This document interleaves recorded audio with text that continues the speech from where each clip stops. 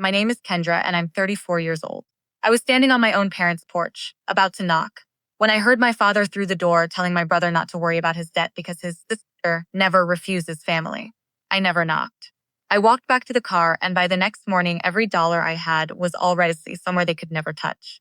If you truly love and appreciate your parents, take just 1 second to subscribe to this channel. It means a lot to us.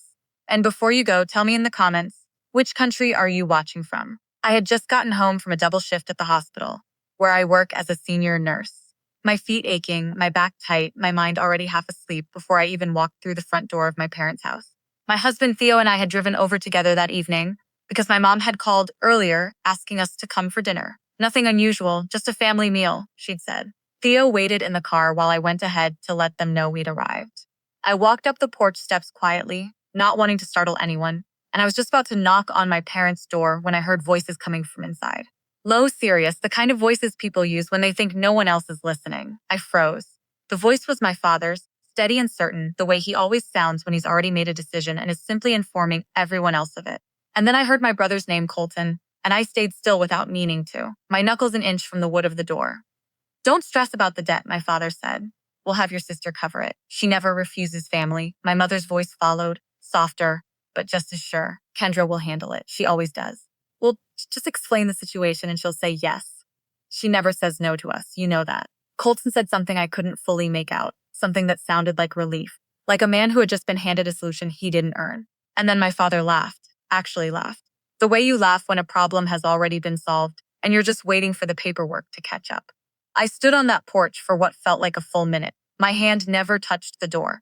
My chest had gone completely still, the kind of still that comes right before something inside you breaks or hardens for good.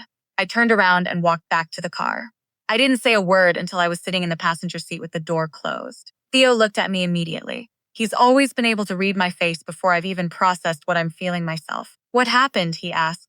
And I told him exactly what I'd heard. Every word, every laugh, every syllable of that conversation that had been going on without me. While I was expected to simply show up and open my wallet on command. He didn't interrupt. He didn't minimize it. He just listened with that quiet, focused attention he has.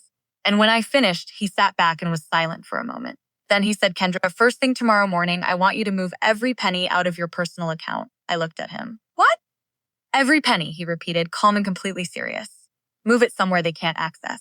Somewhere your name is the only name on it. Your savings, your overtime deposits, everything. Do it before anyone in that house has a chance to call you and spin a story. I didn't argue. Something about the way he said it, not panicked, not angry, just clear and protective, made me trust him completely in that moment. He wasn't being cruel. He was being the one person in my life who was actually thinking about me instead of what I could do for someone else. We didn't go inside for dinner that night. I told my mother I wasn't feeling well, which wasn't entirely a lie. I felt sick in a way that had nothing to do with my body. We drove home in near silence, and Theo held my hand the whole way, his thumb moving slowly over my knuckles like he was trying to keep me tethered to something solid. That night, I lay awake, staring at the ceiling, replaying my father's voice. She never refuses family. They weren't even hiding it. They weren't ashamed of it. To them, my inability to say no wasn't a vulnerability they'd accidentally discovered. It was a resource they'd been deliberately cultivating for years. I was their safety net, their soft landing, their backup plan that never complained. By morning, I had done exactly what Theo told me to do. Every cent moved, every account reorganized, everything quiet and clean and completely out of reach. I felt something shift in me as I confirmed the last transfer. Not guilt, not grief, just a strange, unfamiliar stillness that I slowly recognized as the feeling of protecting myself for the very first time. I didn't know yet what was coming, but I was ready. A week later, I finally realized what a genius my husband was when Mom knocked on my door. It was a Tuesday afternoon, and I was home on my day off, still in my comfortable clothes, drinking tea at the kitchen table when I heard the knock. I knew before I even stood up. Something in the rhythm of it, 3 quick, impatient taps, told me exactly who was on the other side. I opened the door, and there was my mother, dressed nicely, smiling the particular smile she saves for moments when she needs something but wants to make it look like a visit. Behind her, slightly to the left, stood Colton, hands in his pockets, eyes not quite meeting mine. We were just in the neighborhood, my mother said, stepping inside before I fully invited her. Thought we'd come see how you're doing. I stepped back and let them in. I didn't say much. I made tea. I set out cups. I sat across from them at my own kitchen table and waited. Theo was in the next room. I texted him the moment I saw him pull into the driveway, and I knew he was close. I didn't need him to speak for me. I just needed to know he was there. It took my mother 11 minutes of small talk before she got to it. 11 minutes of asking about my work schedule, commenting on my curtains, telling me Colton had been going through a difficult time lately. And then, with the ease of someone who has rehearsed this moment and found it completely reasonable, she said it. Colton had accumulated a significant amount of debt. She named a number that made my stomach tighten, and the family had discussed it and decided that the best solution was for me to cover it. She said it just like that. The family had decided, as though I had been present for that decision, as though my agreement was already factored in before I was even consulted. He's your brother, she added. Family takes care of family. I looked at Colton. He was staring at the table. He had the decency, at least, to look uncomfortable, though not uncomfortable enough to speak up or refuse the arrangement on my behalf. I set my cup down slowly, and then I said the word I had been practicing in my head for 7 days. The word that felt foreign in my mouth after 34 years of never using it in this family. I said no. My mother blinked. The smile didn't disappear immediately. It flickered first the way a light does before it goes out. What do you mean, no? I mean, I won't be covering the debt, I said. My voice was steady. I was genuinely surprised by how steady it was. I heard the conversation at your house last week before I knocked. I heard everything Dad said and what you said, and I heard Colton's response. I know this wasn't a spontaneous request. I know it was planned. And my answer is no. The silence that followed was the loudest thing I have ever heard inside my own home. My mother shifted immediately into the language of guilt. She told me I was being selfish, that family didn't keep score, that I had more than enough, and Colton was struggling.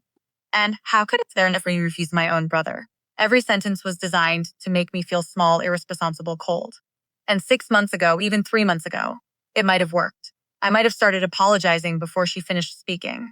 But something had changed in me on that porch the week before, and I felt it now like a quiet wall inside my chest that their words simply could not get through. Theo came into the kitchen then. He didn't say anything dramatic. He just stood beside me, poured himself a glass of water, and looked at my mother calmly. His presence alone changed the temperature of the room. My mother tried one more time. She looked at me and said, "After everything we've done for you." And I said, gently but without flinching, "I'm grateful for what you've done for me, and I love this family. But I will not be used as a financial backup plan that was arranged without my knowledge. That's not love. That's not family. That's just convenience." They left 20 minutes later. My mother didn't hug me at the door. Colton said goodbye so quietly I almost didn't hear it. I closed the door behind them and stood in my hallway and felt something I hadn't expected to feel. Not sadness, not anger, but relief. Deep, settled, unfamiliar relief. Theo found me still standing there and wrapped his arms around me from behind. "You okay?" he asked. "Yeah," I said, and I meant it, maybe more than I had meant anything in years. Because that was the day I stopped being the sister who never refuses family and started being the woman who finally chose herself. This has been another story from Revenge Realm Empire. We'll see you in the next one.